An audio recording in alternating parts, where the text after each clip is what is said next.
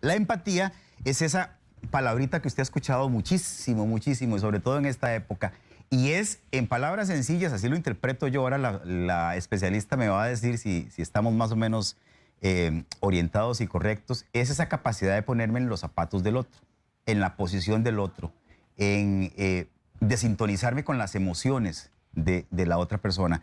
Y vamos a hablar de cómo desarrollar empatía, sobre todo porque estoy seguro que ustedes han escuchado que en estos tiempos es muy importante. Bueno, aquí está con nosotros la psicóloga Laura Chavarría y le quiero agradecer que haya madrugado el feriado para venirnos a acompañar. ¿Cómo amanece? Muchísimas gracias, Randall. Siempre un placer estar con ustedes y sobre todo lindísimo comenzar la semana con esos mensajes tan positivos. Bueno, aquí estamos, un poquito lejos porque las condiciones nos obligan a estar separados, pero estamos cerquita de corazón, ¿verdad? Así es. Y cerquita con toda la gente. Bueno, vea, Laura, quiero saber si la empatía yo la traigo de nacimiento. Es decir, ¿yo traigo mi cuota de empatía desde que nazco o es algo que yo desarrollo, que puedo desarrollar con las experiencias de la vida?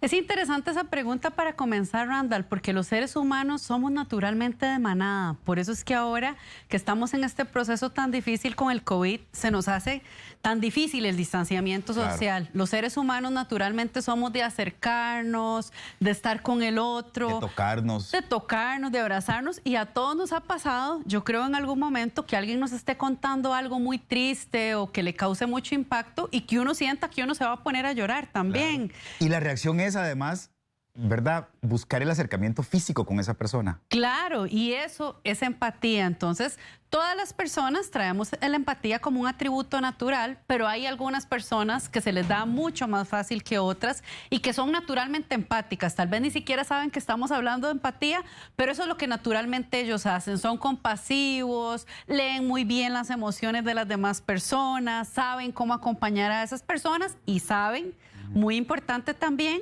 cómo cuidar de sí mismos, ¿verdad? Porque ahí hay una línea de la que vamos a conversar más adelante, que es muy importante tener en cuenta. Sin embargo, si yo me doy cuenta que yo me cuesta un poquito la empatía, que no logro sintonizarme con ese otro, pues es algo que puedo aprender. Nunca es demasiado tarde para aprenderlo. Qué bonito. Vamos a colocarles una gráfica con algunas características de la persona empática para que la repasemos y a partir de allí podamos avanzar en la conversación. Primero, tiene capacidad de escucha, que es, uy, qué importante que es eso, ¿verdad, Laura? Sí, Randall, vieras que hay algo interesante con respecto a eso, porque hay personas que se describen a sí mismas como muy empáticas, pero no saben escuchar. Entonces, mientras el otro está diciendo algo, yo estoy pensando, eso es natural, todo lo hacemos de alguna manera, ¿qué es lo siguiente que yo voy a responder? Cuando hablamos de una capacidad de escucha, y le vamos a agregar el apellido, escucha activa. ¿Qué es lo que quiere decir? Quiere decir que yo puedo vaciarme de mis pensamientos, de mis sentimientos, de mis juicios, porque esa es una parte importantísima de la empatía, no juzgar a la otra persona y que voy a escuchar con amplitud. Así yo esté de acuerdo, no esté de acuerdo, independientemente de lo que me haga sentir lo que la persona está contando, yo me vacío por completo. Laura, ¿y qué pasa con la gente, digamos, que a lo mejor yo soy el interlocutor de alguien, es decir, yo estoy escuchando a alguien y esa persona me cuenta algo con lo que yo no estoy de acuerdo y entonces yo anulo eso que me está diciendo? Por ejemplo, si yo te digo, no, ay, Laura, vieras que es que me siento triste porque tengo, no sé, 4 meses de no ver a mi mamá. Y que vos me digas, ay, pero yo tengo más, yo tengo 6 meses y mira cómo estoy. A mí no, yo no me siento triste.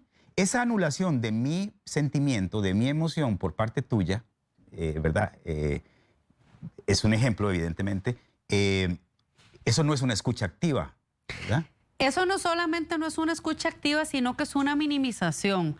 A ver, yo creo que es natural que si tenemos a una persona afligida y sobre todo una persona que nosotros queremos, que nosotros estimamos frente a nosotros y la vemos mal por algo, la vemos llorando o la vemos asustada, el primer impulso que tenemos sea de componer o de ayudarla a sentirse mejor con lo que está sintiendo. Por supuesto. Pero muchas veces esa buena intención calza en eso que vos estás diciendo, que yo llego y te digo, mira, tengo 3 meses de estar con un dolor de cabeza y vos me digas, ay, pero yo peor, yo tengo 2 años y el mío es peor. Entonces, ¿qué es lo que está procurando la persona? Tal vez está procurando dar un consuelo y decir, no es para tanto. O, por ejemplo, una frase que decimos mucho los ticos, hay personas que están peor.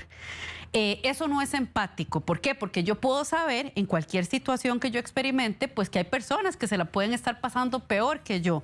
Pero en este momento, lo que yo te estoy contando se trata de cómo me estoy sintiendo yo. Entonces, no se vale decir, hay personas que están peor, o es peor tal cosa, o es peor tal cosa. Sino, mejor no decir nada. Sí, justamente lo comenté con esa idea, porque creo que hay mucha gente que lo que busca, ¿verdad? Con una buena intención, es de hacerle sentir a la otra persona mucho mejor, y creo que hace todo lo contrario, ¿verdad? ¿Sabes a dónde pasa mucho eso? Y que ese es un tema dificilísimo para todos, en los funerales y en los velorios. Es cierto.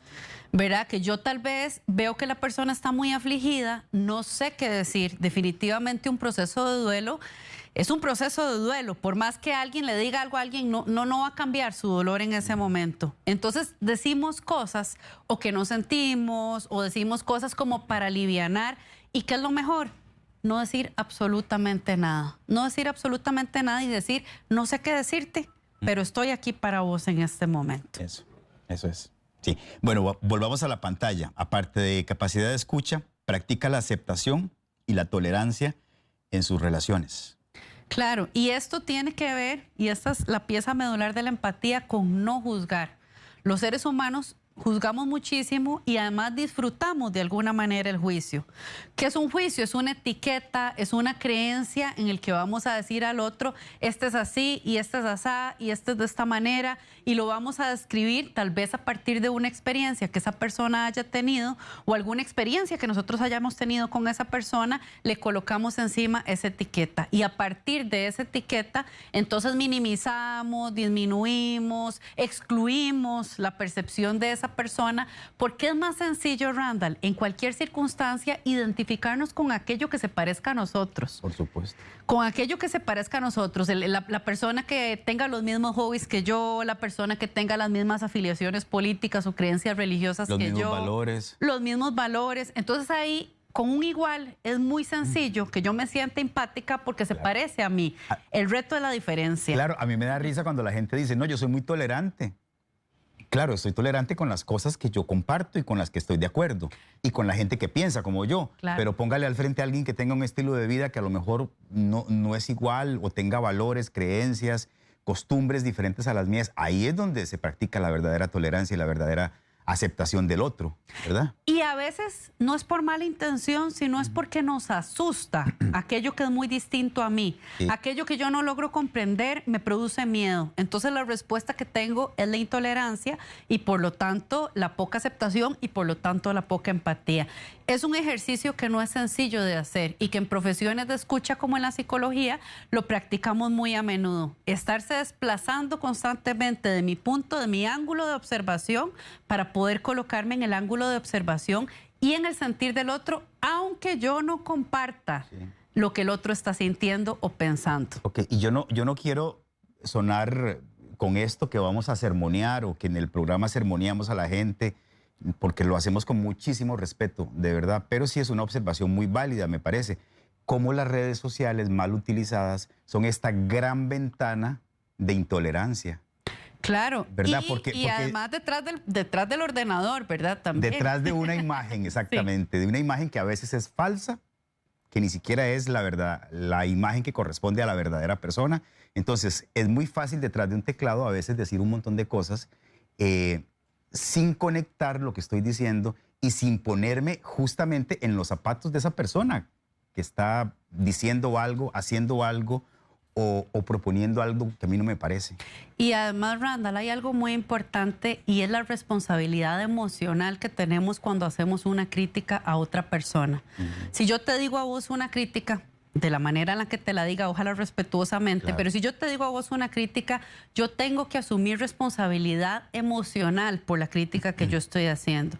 Y en redes sociales ahora yo puedo escribir lo que me dé la gana, puedo vociferar, puedo ofender, y estoy detrás de una pantalla, no estoy asumiendo responsabilidad emocional. Entonces, son temas de mucho cuidado, porque actualmente estamos viendo muchas intolerancias. Y no se trata de no criticar, digo, todos tenemos una opinión con respecto a las cosas, y la crítica creo yo que es válida siempre y cuando sea fundamentada y educada. Es decir, yo no necesito para criticar ofender a nadie, no necesito poner palabras groseras para nadie. Yo puedo decir, no estoy de acuerdo con A, B, C y D, y ser totalmente claro con mi posición, dejarla de manifiesto, pero no tengo por qué ser grosero, no tengo por qué ser concho. Y en la verdadera empatía hay límites también. El hecho de que yo vaya a ser empática no quiere decir que yo le tenga que decir a todo el mundo que sí, que yo siempre tenga que estar de acuerdo, que siempre tenga que estar con una sonrisa. Yo puedo ser empática y aún así decirte que no. Yo puedo ser empática y aún así decirte, mira, Randall, eso que me dijiste me hace sentir de tal o cual manera. Esa es la verdadera empatía, porque ¿sabes dónde comienza? Comienza con uno mismo. Para poder ser empático con los demás, yo tengo primero que ser empático conmigo mismo. Muy bien. Vamos a la pantalla de nuevo para repasar los dos últimos aspectos de o características de una persona empática. Es sensible ante los sentimientos y las necesidades propios y de los demás. Y me gusta y subrayo eso propio, porque ya lo dijo usted, ¿verdad? Que tengo que comenzar por mí mismo para poderlo hacer luego con los demás. Claro, ahí es donde comienza la empatía, en la conexión y en la compasión y en el trato que yo tengo conmigo mismo. El trato que yo tengo con los demás es en mucha medida el reflejo del trato que yo tengo conmigo mismo. Y el último, establece límites con consideración y respeto. Ahí quería preguntarle, o quería pedirle más bien, Laura, que nos diera un ejemplo. Bueno, un ejemplo, y algo que nos cuesta tremendamente a todos los seres humanos, es decir que no. No sé por qué me imaginé que iba a decir eso.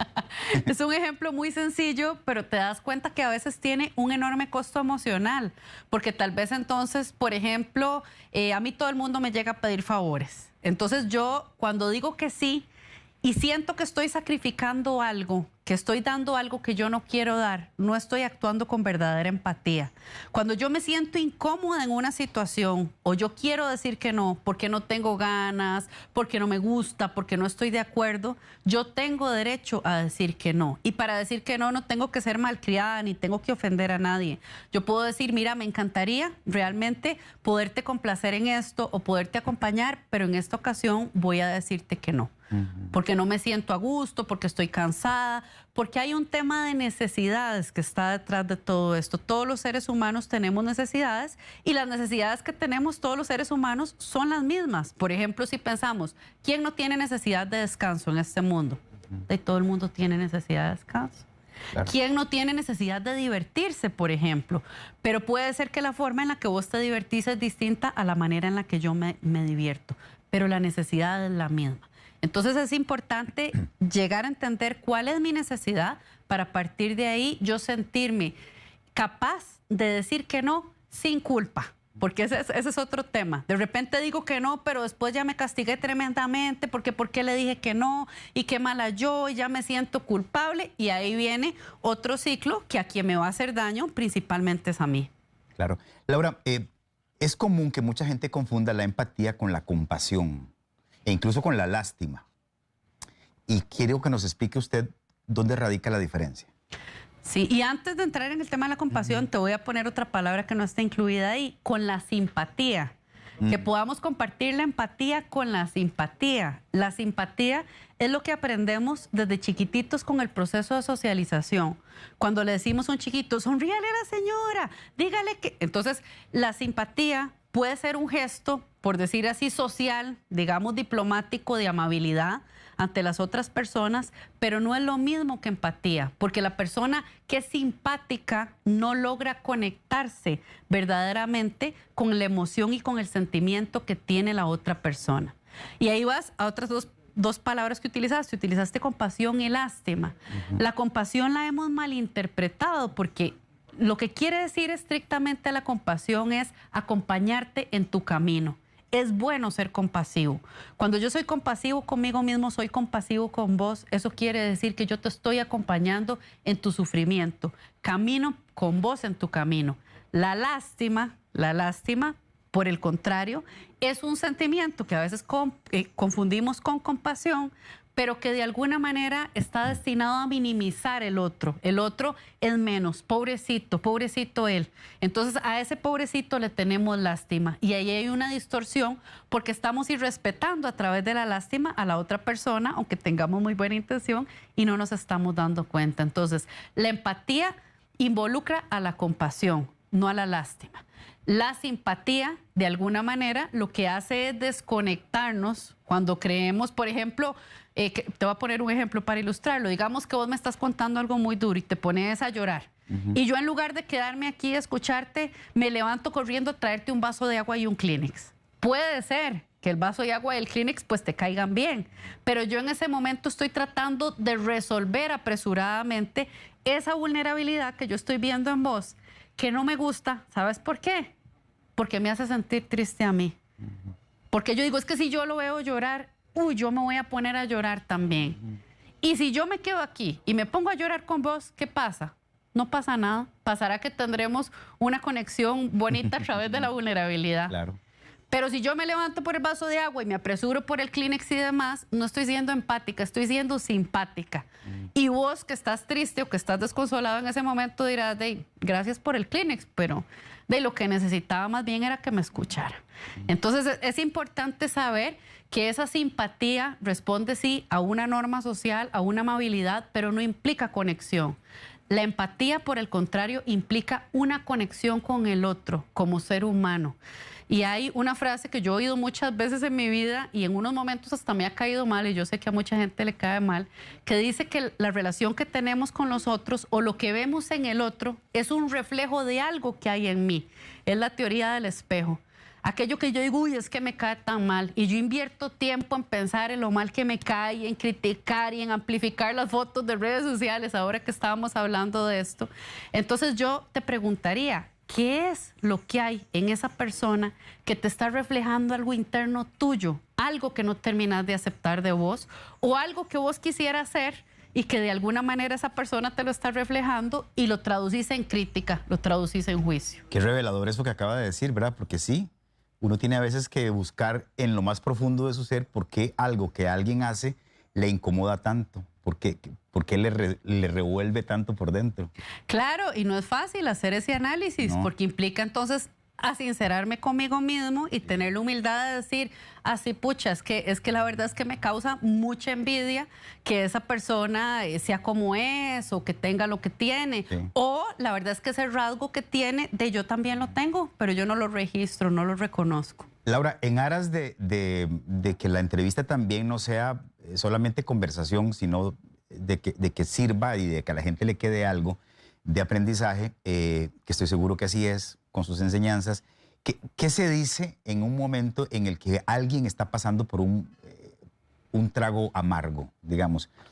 Usted ahora acaba de mencionar, por ejemplo, la muerte, ¿verdad? un entierro o un velorio donde hay tanto dolor, y uno a veces quisiera sumarse, digamos, y decirle a la persona, bueno, aquí estoy, te acompaño en tu dolor, pero a veces escogemos las frases más extrañas para poder expresar eso, ¿verdad? O no creemos que quedarnos callados y simplemente la presencia es suficiente, sino que tenemos que decir algo. Y en eso que tenemos que decir algo es donde a veces, lejos de hacer algo constructivo, nos estamos equivocando.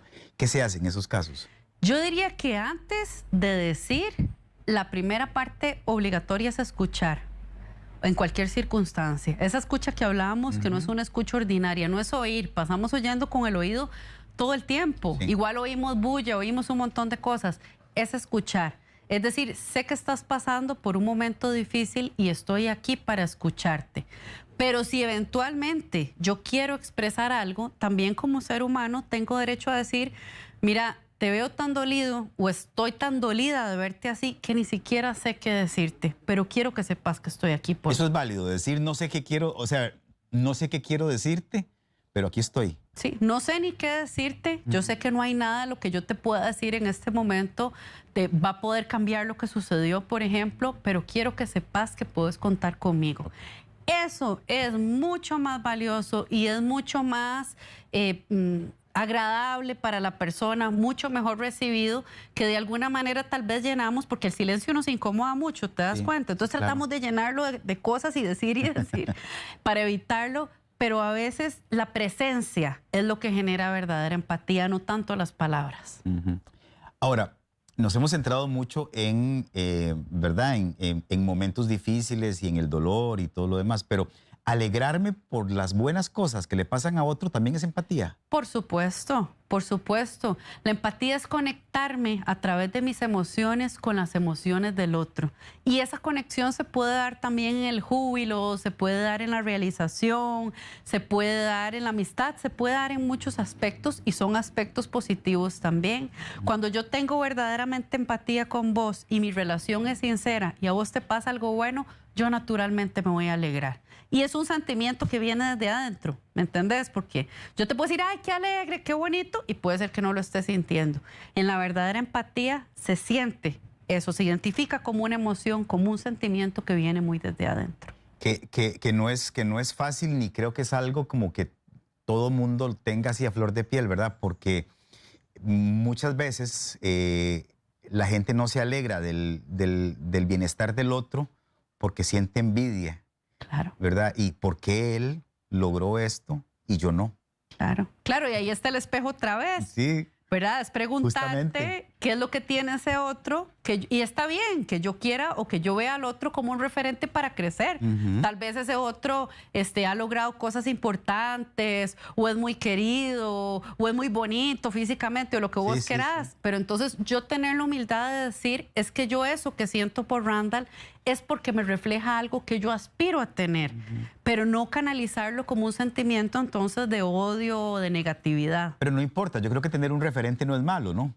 Todos tenemos. Todos tenemos a alguien a quien admiramos por alguna razón, ya sea un familiar o alguna persona de su misma profesión, y querer no ser igual, porque jamás voy a ser igual, pero querer usarlo como referencia también me parece que es positivo. Para crecer. Todas las relaciones son un espejo, y en las relaciones son un campo de aprendizaje enorme que a veces lo dejamos pasar desapercibido. Las relaciones, ahora que estamos hablando del confinamiento y todo esto, las relaciones de las personas con las que convivimos, las relaciones en el trabajo, ¿qué es lo que estoy reflejando yo ahí? ¿De qué manera me estoy conectando yo con las otras personas? Ok. Laura, también quería preguntarle, yo puedo ser una persona empática, pero que me cueste serlo con gente que no me cae bien, por ejemplo. Es decir, yo puedo tener... Esa tramposa, esa empatía. Empatía selectiva, digo yo. Es decir, porque vuelvo, cuando alguien me despierta sentimientos positivos, de cariño, de simpatía, es mucho más fácil, creo yo, ponerme en sus zapatos, ¿verdad? Pero cuando a lo mejor esa persona no me resulta tan agradable, cuesta un poco más.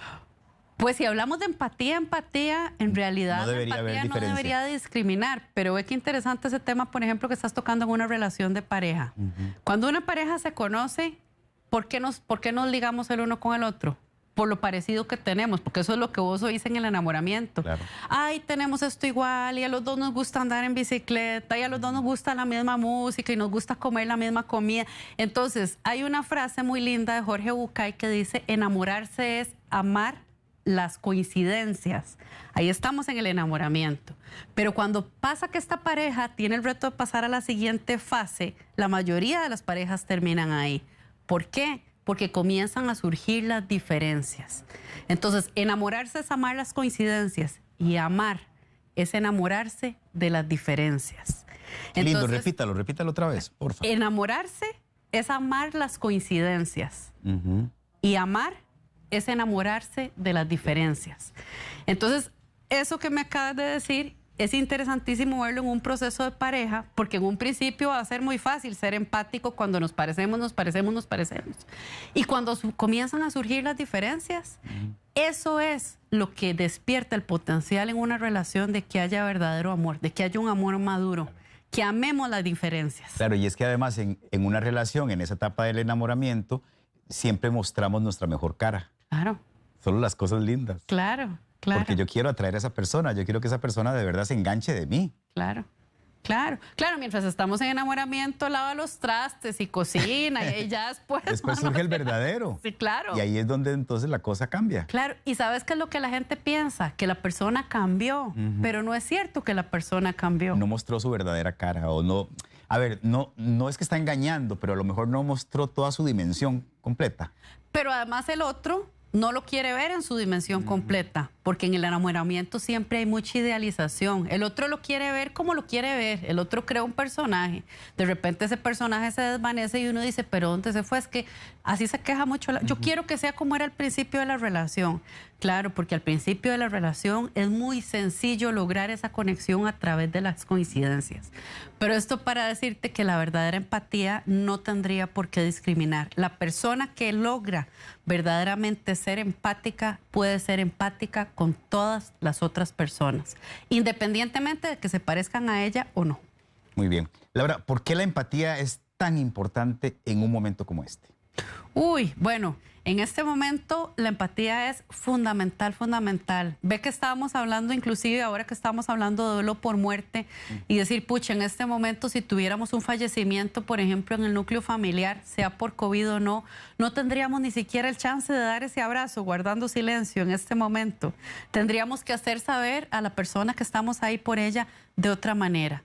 La empatía es importante en este momento porque como humanidad estamos pasando por un proceso de crecimiento doloroso, estamos con dolores de crecimiento y definitivamente por los estados anímicos que tenemos, muy fácilmente nos volvemos intolerantes, muy fácilmente nos volvemos críticos, muy fácilmente juzgamos. ¿Y qué es lo que provoca todo eso? Todo eso provoca rencillas, provoca diferencias, provoca conflictos, provoca que no estemos en unión para salir de esto. Y solamente juntos vamos a lograr salir de esto.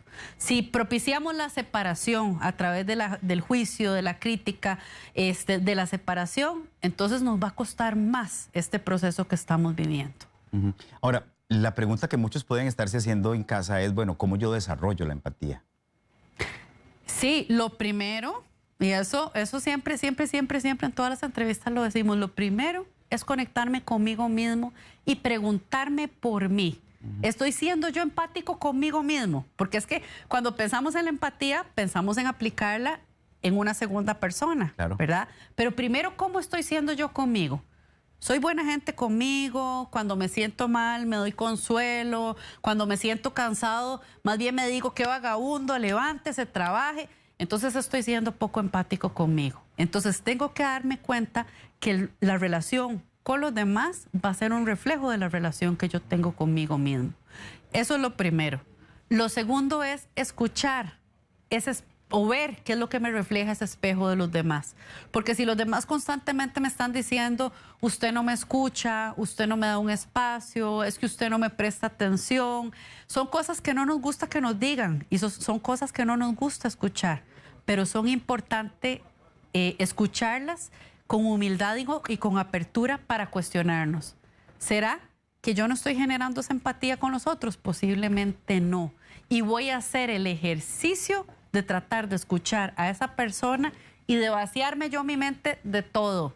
De lo que le voy a decir a continuación, de lo que le voy a criticar, de sermonear, porque mucho de eso hacemos con muy buena intención. ¿Qué hacemos? Sermoneamos, decimos qué es lo que hay que hacer, contamos nuestra propia experiencia y todo eso puede ser eventualmente válido. Pero para generar empatía, lo que tenemos que entender es que en el momento en el que la persona está pasando por un momento difícil, no se trata de nosotros, se trata de la otra persona.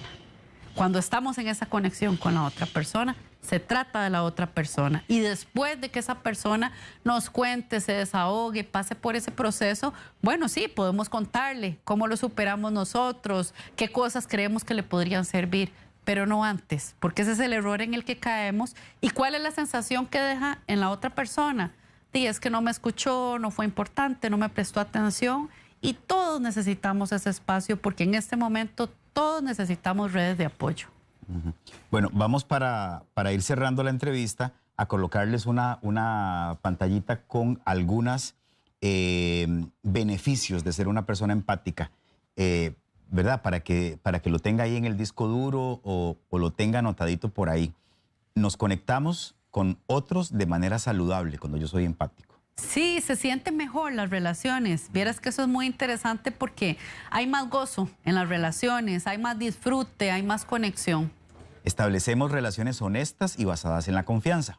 Claro, Okay. claro, honestas, con esa claridad de los límites que estábamos hablando, de que yo te pueda decir que no y ya tenemos ese tipo de comunicación y vos vas a comprender mi no también. Lo que usted dijo anteriormente, cuidamos de nosotros mismos y de los demás. Correcto, pero de ambos, ¿verdad? Nos vamos a los dos extremos. No hay que olvidarnos de nosotros. Y tampoco olvidarnos de los demás, ¿verdad? Entonces, cuidamos de nosotros mismos y por ende cuidamos de los demás. Pero no podemos solamente, por ejemplo, ¿qué pasa si yo cuido de los demás pero no me cuido a mí mismo? Me vuelco a la codependencia. Ok, listo. Y somos más tolerantes y solidarios. Es correcto. Laura, pensando en la gente que está criando hijos, uno puede enseñar, ¿y de qué forma uno puede enseñarle a un niño en crecimiento la empatía como un valor importante? Siempre, Randall, el modelaje de los valores, y los valores son las bases de mi edificio. Los valores son las bases de mi edificio de vida y son las columnas que rigen mi vida. La mejor manera de enseñarlo, cualquier valor es el ejemplo. Porque yo puedo decirle una hablada, mira, tenés que ser empático porque tal. Pero si yo no se lo estoy modelando, es como que yo le diga, tenés que comer frutas, pero nunca me ve comer una fruta. Entonces, la mejor manera definitivamente es el modelaje. Que ellos nos vean como adultos siendo empáticos, asumiendo responsabilidad emocional por nuestras relaciones, siendo solidarios con los demás. Esa es la mejor manera definitivamente de enseñarlo. Y es algo que, como dice usted, con el ejemplo. Con el ejemplo es que no hay de otra. Había una frase que usaban antes que decía, haga lo que yo digo y no lo que yo hago. No sé si la has oído. Claro. ¿Verdad? Y es un gran fallo de la socialización esa frase porque es yo no reconozco mis errores, pero sí sé lo que hay que hacer. Entonces usted como hijo lo va a hacer y no funciona. Definitivamente no funciona. Lo que funciona es haga lo que yo hago. Perfecto. Laura, muchas gracias por esta conversación.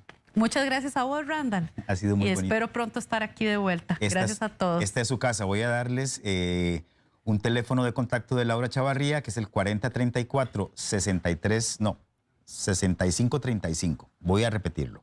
4034-6535. Y también tiene disponible el correo electrónico info@elartedelcambio.org. Ahí está apareciendo el teléfono y el correo es info@elartedelcambio.org, que ese nombre me encanta porque todos tenemos esa capacidad de podernos replantear. El cambio es una constante. El cambio es constante, definitivamente. Es más, hay una frase que dice, lo único constante es el cambio. Así es. Muchas gracias, Randall. No, gracias a usted, Laura. Que tenga un lindo día. Gracias.